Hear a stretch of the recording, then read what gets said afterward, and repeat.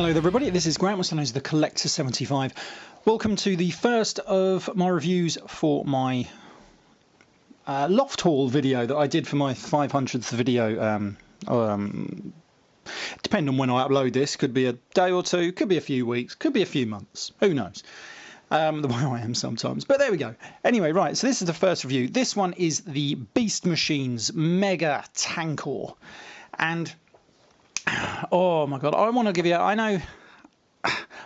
some of my thoughts on these figures. I was a big fan of the Beast Wars. Beast Wars got me right back into Transformers back in the day. And then obviously Beast Wars ended. I think they were going to continue it, but they decided to end it and then just try something new, revitalise it or something. That was the idea behind Beast Machines. So it had it end, because obviously there was a few unused threads from the end of Beast Wars. I think it was like the Transmetal 2s, like Megatron. If there had been a fourth season, their spark would have downloaded into like the little cockpits that they had, and it would have taken on humanoid form.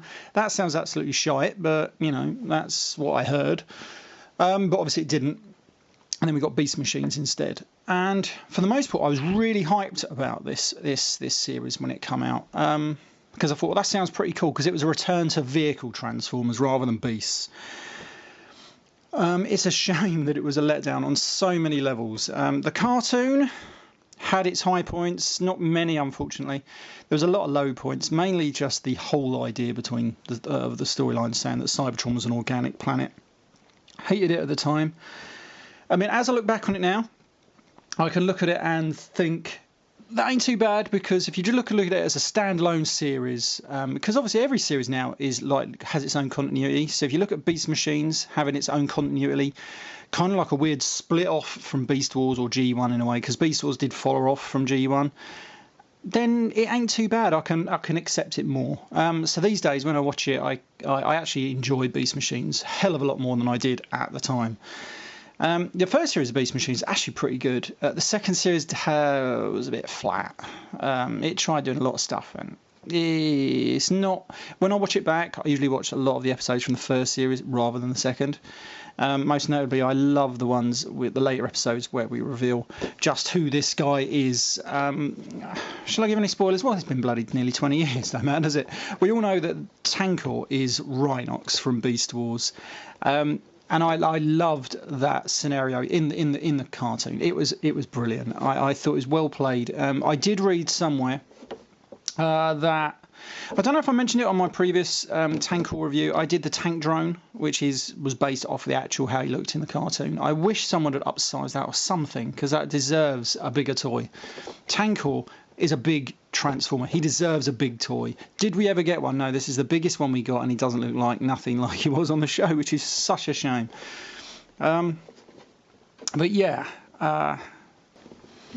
Anyway. Yeah, I lost my train of thought, as I usually did. Yeah, as I was saying, I did read somewhere that I think the way that it was scripted for TANKOR, when I think he has some sort of like weird spark meld with Optimus Primal, that he came across a bit angry, did TANKOR, but it wasn't supposed to be scripted that way. The script was supposed to have it like he was really, really upset or something, and that is why he turned away from Optimus Primal rather than his anger or something like that. He really did feel betrayed and left, and that is why he sort of turned, I think. That's what I read. Whether it's true or not, who knows?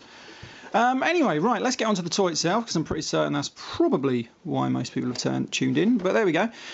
So he looks pretty damn good in these old mega boxes that we used to get. We used to get like about 3 or 4 different class sizes back then. We used to get the basic, the deluxe, the mega, which is this one, and then the ultra.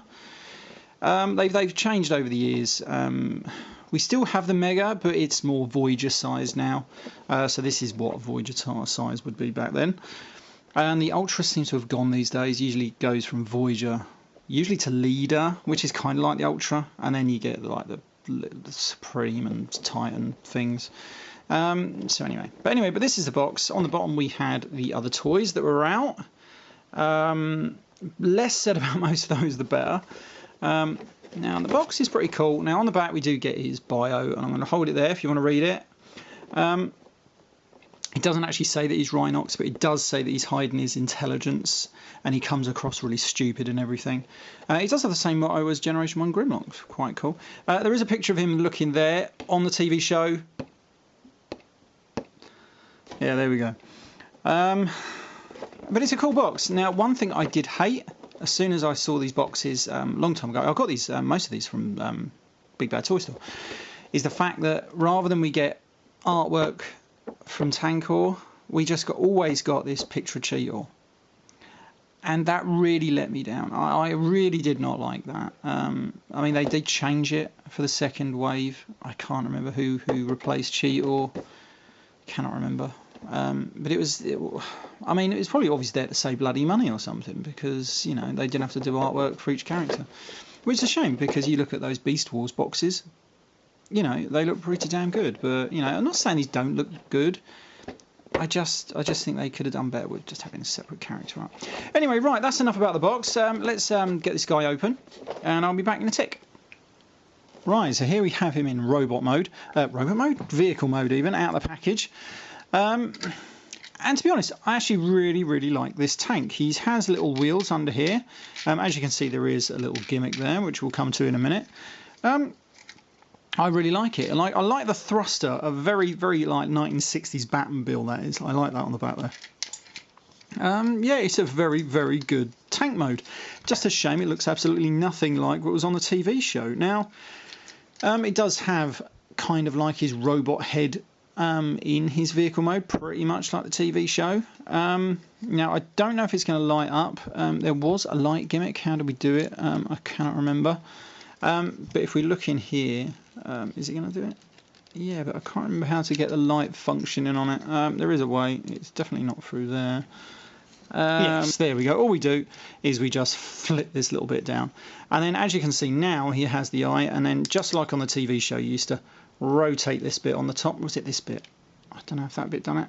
Yeah, there we go. You can rotate the little bit down here, and that used to rotate it very much like what you'd see on the TV show, kind of like the nice Cylons out of the old Battlestar Galactica. That's why I did like that. And so that was quite a nice little gimmick. You know, and he's got a nice clicky thingy bob gun, and he does have his instructions, and now there's the little missile that fires out of it. He does roll pretty well. I do like that, and like I say, you're going to get a full range of moment on that turret. The tracks don't move obviously, but you can open these out like that. These are going to come as robot hands. You can open those, and these bits, what happened to these bits? I think these bits just rotate up and onto there like that, and then in there, if I can get this one up, there we go, and that folds up to there, and then we've got this. It's not really tabbed in once you've done that though, which is a bit annoying. We have this mode, which is kind of like his attack mode, and it's actually quite cool because you can see it, and he drives along and you can see the little blades spinning, and that is pretty good, and they're proper chromed in there as well, so it really does actually work quite well. I do like that. That is pretty cool. That is a pretty cool feature. Right, so let's get this transformed into robot mode. Now, I haven't transformed this in a very long time, so you're going to have to forgive me exactly what I'm doing. But it can't be that old, can it? Probably. Right, so these are obviously going to be his legs. So let's flip these down like so. There we go. And there we have his legs. That weren't too hard, was it? Right, this is going to be his body. Oh no, this flips down, doesn't it? It looks like it wants to. Ah, there we go. Right, so that flips down. These fold out. I like this. It's like completely reversing. So that tabs into there. Come around to here. Now, obviously, we're supposed to. Right, before we do that, we're supposed to rotate that then. There we go. Then that clips into there. That's going to give him legs there. It's looking a little bit of a mess at the moment. If I just rotate my camera up ever so slightly. I really do need a new camera stand. That is going to just flip up to there, like so. Do they tab in? I'm assuming they do. Oh, let me know. There we go, they do tab in. Right, so that gives us that bit there. That's his head mode. We're going to rotate this bit down. It sort of fits into there like that. That holds his backpack steady. Now then, we have his arms. I think they look like this. Is that right? How they look on the box? Hold on. Yeah, that's about right. So we're going to rotate that around. Something like this. That don't really want to stay in there. It's been a bit annoying. No, the way it goes. Oh, well, it's tabbed in now. Yeah, so yeah, it's going to be kind of like this, which is a little strange looking. Yeah, it's not too bad. There's a lot of references to how he looked off the cartoon. His hands do open. He gives him these clawed hands. Yeah, I'm not such a big fan of that. It does have like the two guns and then the missile pod on the other side, very much like he does in the cartoon. And now I believe, I can't remember how he do it, but he does have like a working mouth, which is kind of cool. And he used to be able to manoeuvre that bit inside, but I cannot remember for the life of me now how to do it. Is it still rotating that? It can't be, can it? Oh, I can't remember how you do it now. It can't be that bloody hard. Oh, it might be this one. There's a little one on the back, so maybe we do. Maybe we turn that. Let's have a go. Is that going to work? No, that's not having none of it. I thought it was this one on the back here. Ooh, that don't sound good. Anyway, it is supposed to rotate the eye. You can see it lighting up in there. I'm sure there's a way of doing it so it manoeuvres all around, but I cannot for the life of me now remember how you do it. But anyway, we could always turn his head. That's a way of doing it, isn't it? Anyway, right. So, one thing I did forget to mention in his vehicle mode is that if you open up this little thing here, you've got his spark crystal, because obviously he was one of the only Viacons to have a spark, because he was one of the generals. And that is his robot mode. Now, he does have one other little feature. He does have his over-the-shoulder gun, just like he did on the TV show. But the main problem with this is the fact that the gun is now on the wrong shoulder. It was on the right shoulder for the tank mode, but obviously where you've just reversed it all, it now ends up on the wrong shoulder, especially because you're not using that there as his robot head, the backpack, which is a crying shame. You know, but saying that, it's still a very good robot mode. You can still spin these to give him the saws, just like he did use in the TV show, but it's still a very good toy. It's only let down because of how he looked on the TV show, which is a shame. You know, there was a lot worse toys out there. This is a pretty good toy for what it is. It's just a shame that, like I say, it just doesn't look like it does off the TV show. But still a good toy.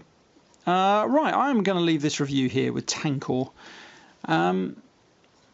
I like it. I like it. It has a few issues, you know, but it's still a good toy. It looks a product of its time, if you want my opinion. But I like it. Anyway, right. I shall see you all next time. This has been Graham, the Collector 75. I'll see you soon.